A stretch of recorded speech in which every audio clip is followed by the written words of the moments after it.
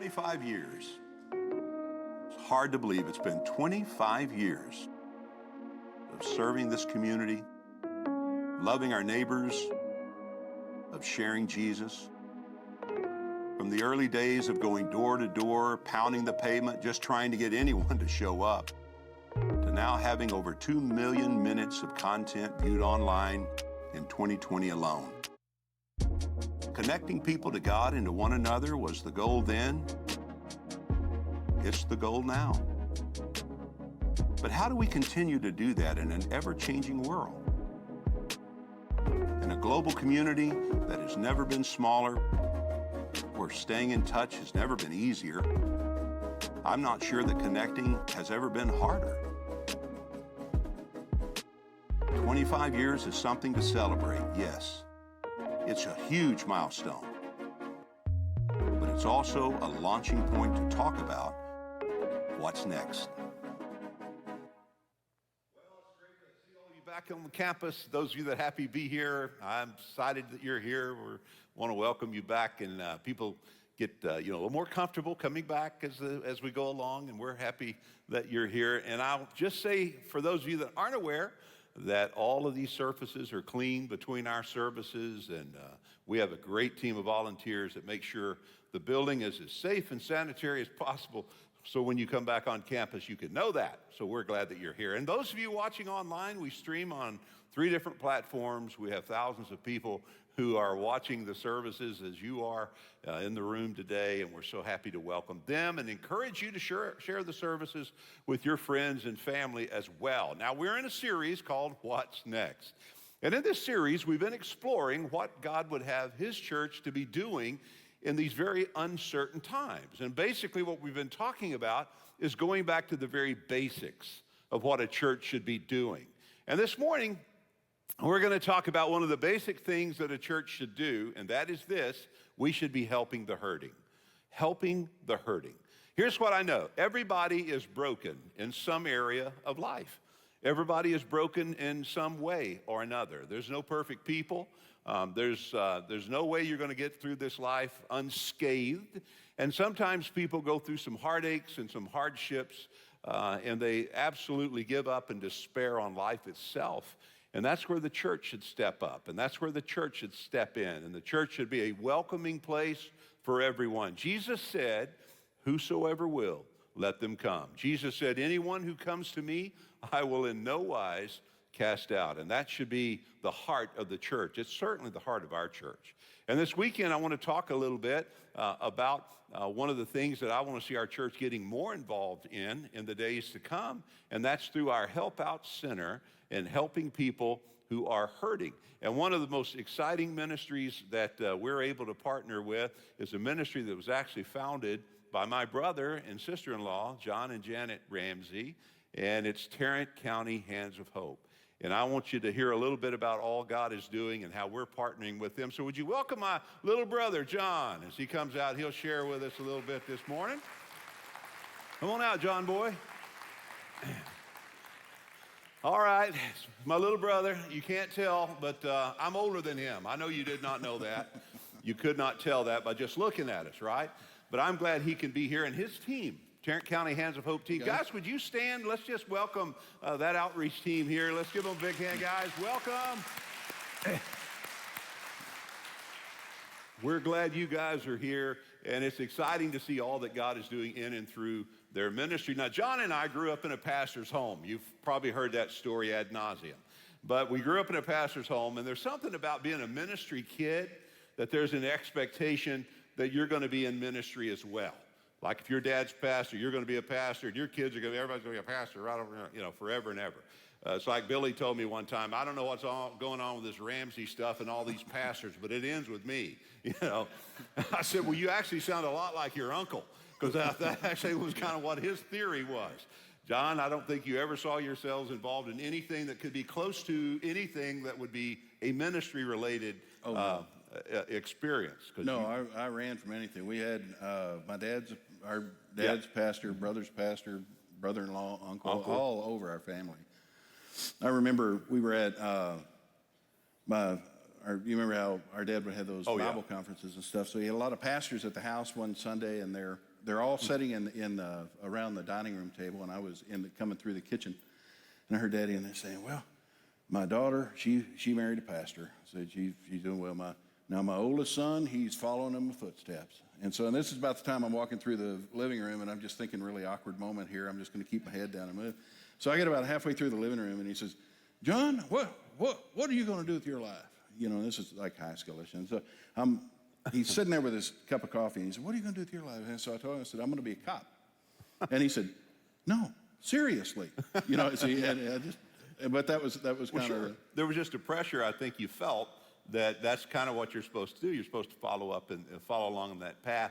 And that's not at all what you felt like you were supposed to be doing. Nope. And I think we grew up kind of in a world that taught that the only ministry happens in a professional capacity on a church staff.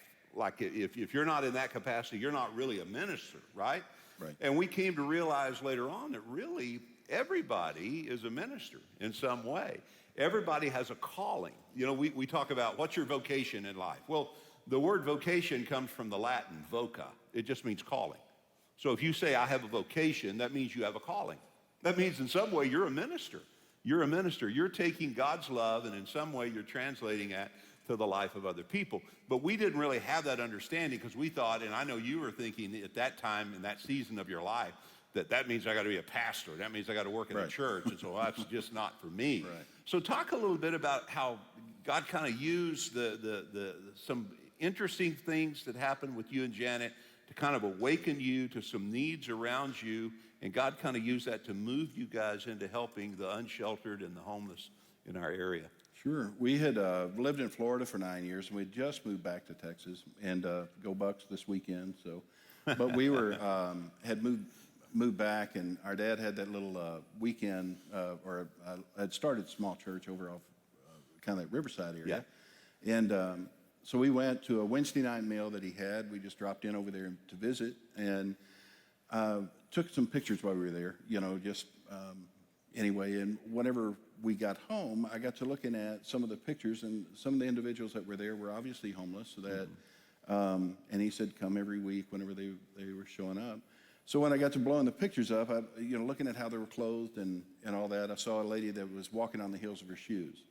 So I cropped that picture of just her shoes, just cropped down to it, and then posted that on Facebook. Hey, I just want to get her some shoes. We'll take them back out there next week.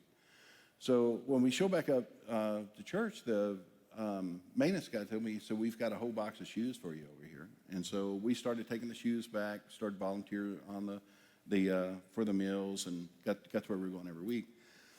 A lot of friends through Facebook, we had reconnected, started coming out and volunteering. So to the point where we were actually, scheduling the meal and kind of taking that over.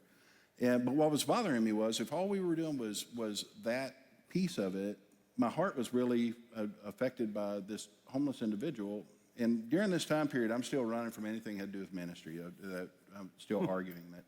But we decided, I said, what do y'all think about forming an organization that simply is to get the individual off the street? That is, we focus, I don't know what that means, but whatever that is, we'll focus to get them off.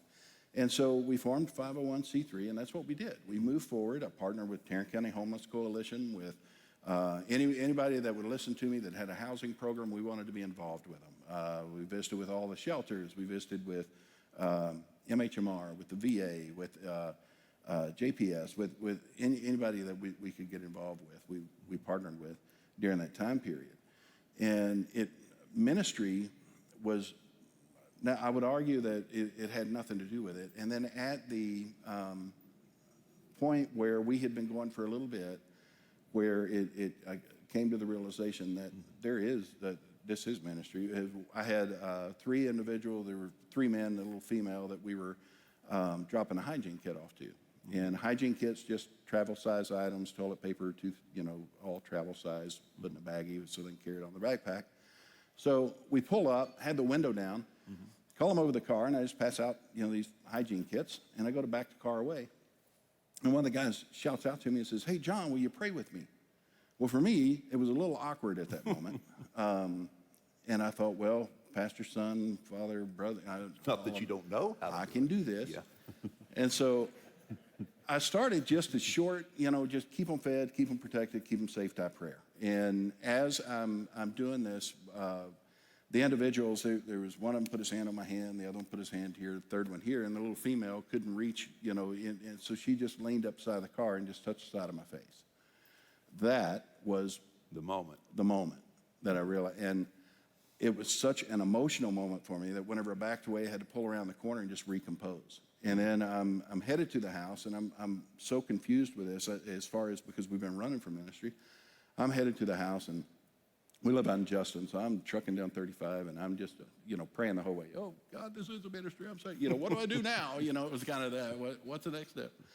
And whenever I come through the door, I was all excited, and I walked through, and Janet's doing the dishes at the sink. And whenever I came through, I'm all just pouring my heart out. I said, this is a ministry. We're right in the middle of ministry. She never looked up. She just said, well, duh.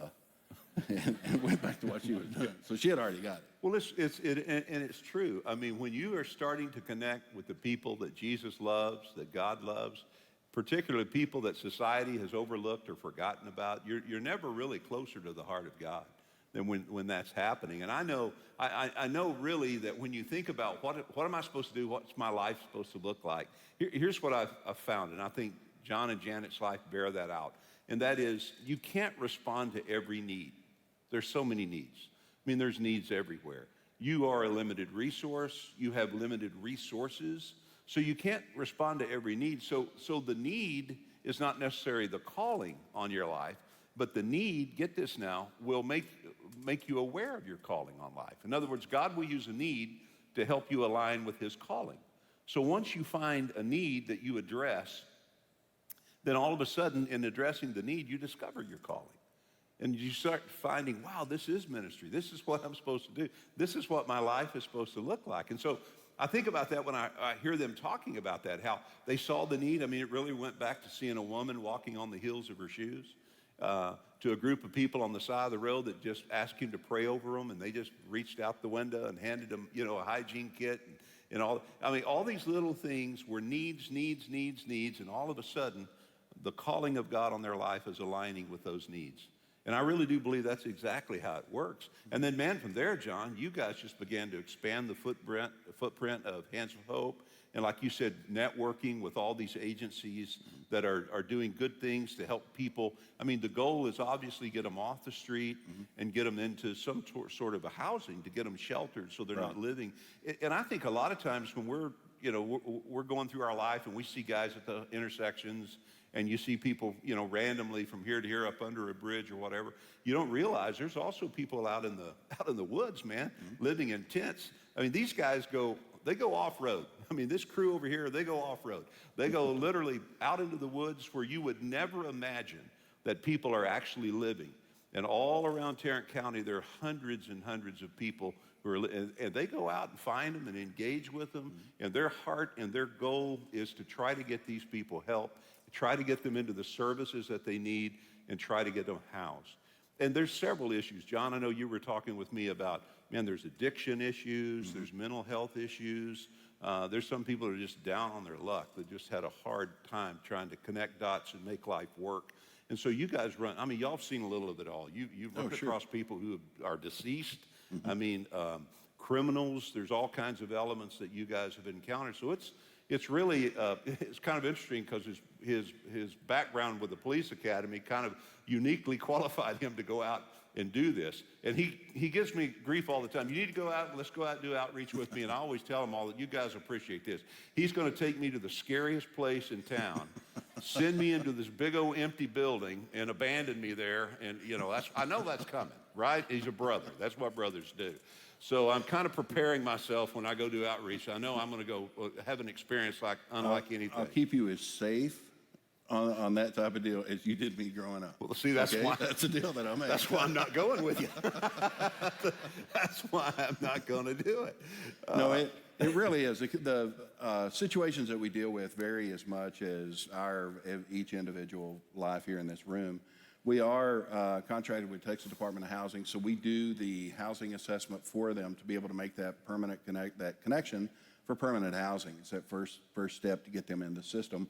And then we are partnered with, depending on, we try to get to the root cause, whatever that is, and put them on the street, and then make that connection to that organization. And in some cases, the organization can come to them. Right. And so it's anyway, full service, and it's come a long way from that, you know, just doing the single lady. I know you were talking, John, about the things that we can do as a church to help people, and I know many of you in the room, you've bought food for people. I know you and Janet did that even before you started the ministry. You just out of compassion, you know, you would hand people, you'd give them food. That's a wonderful thing. But I know you were cautioning everybody on handing money to people at the intersections because of some of the things you guys have encountered. And tell them a little bit about why you would caution them about, you know, handing money out of the window that, you know. Sure. That. And that's what I've been asked. We get asked a lot. There's a man here at this corner. He'll be back here tomorrow. I've seen him. He's Right. And we'll come out. We'll make contact with him and try to make the housing connection for him to try to help him. But just a little bit, we do not give campsite locations or where any individual's living at that's unsheltered. But I will say this, the intersections, and I'll name them, Heritage Trace, I don't know how many of you travel that intersection. There's Heritage Trace, Western Center, Bass, and Basswood, Yep. and Beach Street. Those intersections are all, and then there's other intersections when you get farther around the city that run about $100 an hour as far as with the individual standing out there with a sign. That's a pretty average. You caught that? They're making about $100 an hour at those intersections. So, and the real downside for us is the addiction. You know, as far as for that, we were engaged in a total deep conversation, engaged with an individual at an intersection, talking about getting him into a recovery program. Right. And I mean, we're making steps. Janet's on the phone with a recovery program. If we get him over there within, you know, we'll get him into the detox. They got to go through detox, Right. and followed by recovery. We're working on getting all that. When a lady stops her car, throws the door open, and leaves her car at the intersection, trots across to where we're at, interrupts the conversation, and hands him $20 and says, "God told me to give you this." And my first thought was, he didn't tell me. But it was that frustrating moment of this conversation just ended. Yep. He looked at me, he smiled, he said, "I made more money than you today, I bet." And I said, "Well, you know, we probably spent more than that coming out here to see you." But it's one of those stories that I wish we had a happy ending where we wrapped back around, we found it, but we were never able to reconnect with him again. And it was all killed by that moment, you know, where we were there. It was really frustrating. and people don't know that. You don't realize. That's why. Best intentions. Yeah, that's why a lot of times with what they're doing, when he talked to me about that, I thought, I've handed money out of the window. You know, I mean, you're thinking, wow, that's good. I'll get me a front row seat in heaven, I'm sure. So, you know, you have those thoughts. So, you know, you do those things because you feel like that's what you're supposed to do. And then he's saying, well, what you've done with someone with an addiction on the street is you've enabled them to continue the addiction, you know, for another day. And so if you really want to help get them off the street, then there has to be another way. And that's really where their ministry focuses. And that's what I wanted him to share that with you too, to tell you, hey, don't do that. Let's find another way. So when you find somebody, what would you tell them to do? If you see an individual and, hey, they're there every what should they do with that? And I definitely, don't let me come between you and God. If that's on your heart, that's what you're going to do. That you go with your heart, what God's telling you to do at that moment. So let me just throw that out there. But another way to help to keep that safety barrier of that car window between you and the individual there on the corner that you don't know would be, you could do one of two things. Either simply text us the location or snap a picture and text us the photo. Photo's helpful because if you text us, I'm going to ask you what clothing is worn and what time of day. And then we will, at that point, we'll follow up and we'll try to make contact with him. If there's a whole mixture with the intersections. Some are, we've got a couple groups that are living in a motel that don't qualify for services because for us, they have to stay in a place not meant for human habitation in order for us to contract them for housing or to get them into that program. And what they'll do is they'll take a vehicle and they'll drop each other off for about, across the county. They'll work these intersections. They come back at the end of the day, pick them up. They go back, they pool their money, pay for the motel, pay for whatever else they need or are using at that point. And then then we do have the true, just that true individual that's so Right. just heartbroken that he's at that point. He needs that help.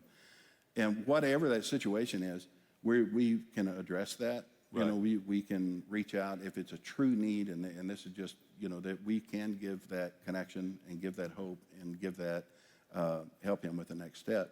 And if it's not, we've probably dealt with them too. Sure. And so Right. we're still going to make that connection with them. We're still going, to talk to them about the other services that we can do for them. Good. Well, really what you're seeing and what you're hearing from their experience is that God put in their heart a calling to do this type ministry. And the second thing I would tell you is with that comes a compassion. Because if you don't love the people you're dealing with, you're not going to keep doing this. And what I love about their team and what I love about John and Janet and just hearing these guys is they really genuinely love the people that they're working with. These guys aren't getting rich doing what they're doing. There has to be something more than that. There's a love they have for people who have fallen on hard times, who are going through a difficult experience of life. And that's why I love aligning our church with that. We talk about helping the hurting. I love aligning us with that because, I don't think we're ever closer to the heart of God when we're helping people who are broken and who are hurting and who are in desperate need of help. And you don't reach people till they get reachable. So there is a calling. It's followed by a compassion. In fact, a great verse I wanted to give you guys that really fits the theme of what John's talking about is Matthew 25. It's verse 35. And here's what Jesus said. For I was hungry and you gave me food. I was thirsty and you gave me drink. I was a stranger and you welcomed me. I was naked and you clothed me. I was sick and you visited me. I was in prison and you came to me. Then the righteous will answer him and said, Jesus, when did we ever see you hungry and feed you, or thirsty and give you drink? And when did we see you as a stranger and welcome you, or naked and clothe you? And when did we see you sick or in prison and visit you? And then Jesus will say to them, truly I say to you, get this now, as you did it to one of the least of these. Now, he's not demeaning them. He's just saying they're not least in terms of their importance. He's saying they're least in terms of their ability, their station in life. They're going through a difficulty. When you did it to the least of these, you did it to me. And I believe you cannot, as the Bible says, give a cup of cold water in his name without him rewarding you for that. And so we've welcomed the Hands of Hope team to office with our Help Out Center and at our Help Out Center. And I'm excited about the partnership. And John, with that compassion and the thing that keeps y'all's heart tender is some of the experiences you've had with some of the people you guys have encountered. I mean, y'all have had some really amazing, he and I will talk from week to week. Oh man, let me tell you about something one of our teams did, or let me tell you about this experience that we had. And it's exciting. Some of them are happy stories, some of them are sad stories.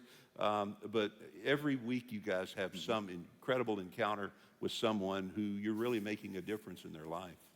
And it's too, whenever you're able to make that connection, and we'll go and visit them once they have moved into their house or their apartment, wherever they've ended up, we deliver a welcome home basket. And it's always fun to see the emotion from our team, because at that point we're handing them off from, you're moving from client to our friend now, is what we tell them whenever we hand them that kit to move into their home. And with that kit, we're giving them information for, like the Help Out Center, locations for, here's food resources, here are other resources that you need, that we no longer can provide, but we've got other organizations that we can still connect you with. And we've had a whole gamut. I've been on the phone where a lady had sent me a missing persons flyer because she knew her son was lost in Fort Worth. While I'm on the phone with her, we spotted him. And whenever he walks to the van, I called out his name. When he walked to the van, he was so stunned that anybody even knew his name in this city. When he got over to the van, he said, I asked him, is it you? His name? He said, yes, it is. And I said, well, because I'd called Mom to let her know that I think we're going to have her hands on him by tomorrow. And while I'm talking to his mother, here he is. So whenever I called him over to the van, I said, I got your mom on the phone for you. That was the first thing I said to him. So that was really just a cool moment. That's pretty cool. Well, that's a God thing. Yeah. And then we've had the heartbreak of we've got a little four-wheel drive mule we go up and down the Trinity with, and having a guy encounter us out there and wave us down. And whenever the closer he gets, we can see how emotional he is.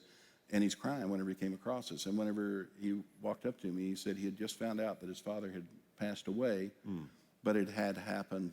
They had had the funeral 2 weeks ago, and because the family didn't know where he was, he wasn't able to attend. And Wow. I just heartbreak. Oh, man. So, And you guys were able to be the church, really, to him. yeah, at that moment, there in in that the moment woods. in time, to be able to put your arms around him and give him that compassion was amazing. I mean, you come to church, you think about it. You come to church, you're watching online, and you say, my dad died. I lost a loved one.